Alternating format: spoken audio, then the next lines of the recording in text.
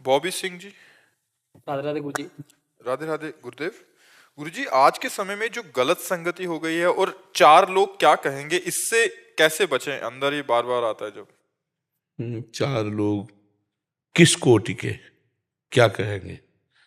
वो खुद के गुरु जी जो अधर्म पे चलते हैं, हैं? अधर्म पे चलते हैं, जी। जो बाधा बनते हैं किसी भी काम करने में। जब आप धर्म से चलते हैं कि अधर्म से? नहीं, जब ये धर्म से चलते हैं तो जो अधर्म से चलने वाले हैं वो क्या कहेंगे, ऐसा भावना आ सकती कुछ तो लोग कहेंगे, जितना उनका दिमाग उतना कहेंगे। अगर हम लोगों के लिए जिए तब तो छोड़ दो कि तुम सुख शांति से जी सकते हो। लोग तुम्हें सुख शांति से, अगर उनके कथनानुसार चलोगे, लोगों का अलग दिमाग रहता है और सब लोगों की वृत्ति को हम प्रसन्न कर सके ऐसा असंभव। हम कई बार उदाहरण देते हैं। एक घोड़े में जवान बेटा और बूढ़े जा रहे थे, तो उसने सोचा बूढ़े बाप को घोड़े में बैठा देते हैं। तो आगे चार लोग मिले, बोले तुम्हारे सामने लड़कवा का पैदल चला रहे हो, तुम घोड़े पे चढ़े हो। बोले बेटा तुम चढ़ जाओ, वो नीचे चले। आगे लोग बोले जवान तुझे शर्म नहीं आ रही, बूढ़े को पैदल चला रहा है, तो घोड़े पे चढ़ रहा है। बोले आओ बाप जान, इसमें बैठ जाओ। पिता को बैठा लिया। बोले हराम का घोड़ा मिला होगा तभी दोनों चढ़े हो। दोनों उतर गए। बोले कितने बेवकूफ है, घोड़ा खाली जा रहा, दोनों पैदल। अब बताओ घोड़े वाला क्या करे? अगर लोगों के कथनानुसार चले तो घोड़े वाला क्या है? अपनी मस्ती में चले। लोग क्या कहते हैं ये हमें मतलब, हमको ये देखना है कि हम गलत तो नहीं है ना। अगर हम गलत हैं, लोग हमको गलत कह रहे हैं, तो हमें सुधार करना चाहिए, हमें बुरा नहीं मानना चाहिए। और अगर हम सही चल रहे हैं, तस्मात् शास्त्रम प्रमाणन्ते कार्या कार्यो व्यवस्थितो, फिर लोग क्या कहते हैं इस पे हमें ध्यान देना। है। जी, क्या हो गया आजकल ऐसी मान्यता, जैसे कि भजन तो वृद्धावस्था में किया जाता है, अभी कोई नौजवान अगर करना शुरू कर दे तो आस पड़ोस वाले कहने लग जाते हैं। तो ये मतलब खुद में निष्ठा कैसे आए, दृढ़ता कैसे आए कि नहीं मुझे भजन ही करना है? ये तो दृढ़ता आपको धारण करनी पड़ेगी कि मैं सत्य मार्ग का पथिक हूँ। एक ने एक जवान प्रश्न किया था कि जवानी तो भोगों के लिए है, बुढ़ापा में भजन कहा गया है, तो हमें वो व्यक्ति बताओ, मिलाओ कि जो जवानी में भोगों में बिताया हो, बुढ़ापा उसका भजन में हो। वो हमें व्यक्ति बताओ, कोई ऐसा व्यक्ति। अगर उसने जवानी में संस्कार नहीं डाले भजन के, तो बुढ़ापे में भजन नहीं हो सकता। पक्की बात समझो।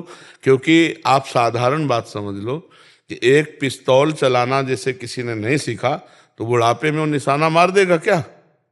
अगर आर्मी में रहा है तो ऐसे फौरन मार देगा, क्योंकि उसका अभ्यास है। तो तुम मन को भगवान में कैसे लगा लोगे बुढ़ापे में, जब इंद्रियां शिथिल है, शरीर पीड़ा युक्त है, नाना प्रकार की वासनाओं का जाल बिछा है, तो बुढ़ापे में तुम भगवान में चित्त को लगा लोगे? अगर जवानी में तुमने अभ्यास नहीं किया तो बुढ़ापे में नहीं कर पाओगे।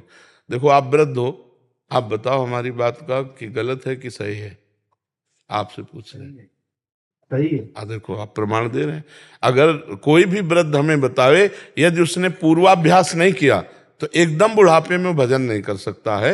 ये हमने बहुत अच्छे से वृद्ध जनों से पूछ करके बातें हम आपको बता रहे हैं, और खूब मिल के बता रहे हैं। और आप उससे मिलो जो जीवन में भगवान का भजन किया, वो आपसे वार्ता शुरू कर देगा, भगवान की कोई ना कोई वार्ता करेगा।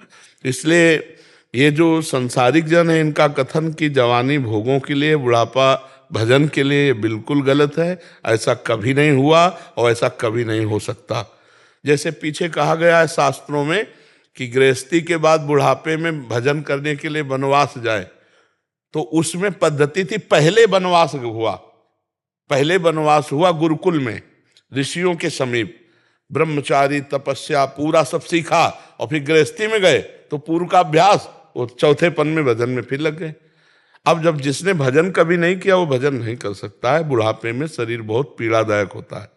जैसे रोग ग्रसित शरीर है, वृद्धावस्था का ग्रसित शरीर है, इनमें चेष्टाएं नहीं होती कि भजन किया जा सके, तपस्या किया जा सके। ये अवस्था होती, जो अभ्यास हो गया वही चलता रहेगा। जैसे पेपर पढ़ने का अभ्यास है तो बुढ़ापे में पेपर चाहिए, टीवी का अभ्यास है तो टीवी चाहिए, चाय का अभ्यास है चाय चाहिए, गाली देने का अभ्यास है, वो चाहे जितना बहू बेटा सेवा करे वो गाली बकेगा। अभ्यास काम करता है। अब जैसे अपने लोगों का है, अब बचपन से अभ्यास किया तो भारी कष्ट है, हम इस समय बैठे हैं तुम्हारे सामने, लेकिन अभ्यास है कष्ट से परास्त ना होना, यह अभ्यास किया है, तो हम परास्त नहीं है। सुबह से सत्संग चल रहा है, एकांती कभी चलेगा, अगर अभ्यास ना होता तो अभी इसी में धोबिया पछाड़ गिर जाते, जिंदगी बर्बाद हो जाती, भजन और साधना ये सब। तो हम ये कहते हैं अभ्यास बड़ी जोर की चीज है। अगर आप अभ्यास जवानी में भजन का नहीं करेंगे तो बुढ़ापे में नहीं कर सकते। धर्म का अभ्यास जवानी में नहीं किया तो बुढ़ापे में नहीं कर सकते। गंदा अभ्यास जवानी में किया तो बुढ़ापे में पकड़ा जाता है। ये मत सोचो कि बुढ़ापे में वासना नहीं रहती, इंद्रियां काम नहीं करती, वासना वैसे ही रहती, चाहे 92 वर्ष का हो। ये अवस्था से नहीं जाता, ये भजन से जाता है, भगवान की शरणागति से जाता है। तो हमें लगता है कि अगर हम जवानी में भजन और धर्म का अभ्यास करते हैं, लोग हमारा उपहास करते हैं, तो करने दीजिए, वो गलत है, आप सही है, कहीं संकोच मत कीजिए, उनके उपहास से नहीं। बहुत से ऐसे सात्विक बच्चे हैं जिनको बच्चे उपहास करते हैं, शराब न पीने पर, गर्लफ्रेंड बॉयफ्रेंड वाले चक्कर में ना पड़ने पर, कोई नशा न करने पर, कहते हैं अरे पुराने जमाने। हाँ, चुप हो जाओ, तुम पवित्र हो, तुम्हारी उन्नति होगी। एक दिन वो ऐसे जाल में फंसेंगे माया की कि बहुत बुरी तरह उनकी दुर्दशा हो जाएगी।